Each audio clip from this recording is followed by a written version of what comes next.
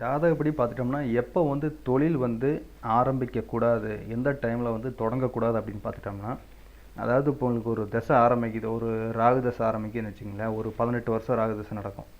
அந்த டைமில் அதாவது ஆரம்பிக்கக்கூடிய அதாவது சுய புத்தின்னு வருது பார்த்தீங்களா, அந்த டைமில் ஒரு தடவைக்கு 100 தடவை யோசிக்கணும். இல்லை ஒரு ஏதாவது ஒரு ஜோசியர்கிட்ட கொடுத்து உங்களோட ஜாதகத்தை கொடுத்து பார்த்துட்டு அதுக்கப்புறம் நீங்கள் ஆரம்பிக்கிறது நல்லது.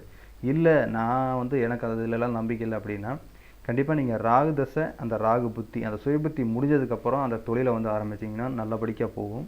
அந்த சுய புத்தியில் வந்து கண்டிப்பாக எந்த ஒரு தொழிலும் வந்து தொடங்குறது வந்து சரிப்பட்டு வராது. அதே மாதிரி ஒரு தசை முடியுது, கடைசி புத்தி நடக்குது, அந்த அந்த டைமில் வந்து தொழில் வந்து தொடங்குறது வந்து அவ்வளோ வந்து சரிப்பட்டு வராது. சரிங்களா? ஒரு தசையோட ஆரம்பம் முடிவு இந்த காலகட்டங்களில் தொழில் தொடங்குறதை விட்டுட்டு இடைப்பட்ட காலங்களில் செய்கிறதுங்கிறது ரொம்பவே நன்மையை தரும். அது நீண்ட காலத்துக்கு அந்த தொழில் நிலைச்சிருக்கிறதுக்கான ஒரு நல்ல ஒரு அமைப்பாக இருக்கும்.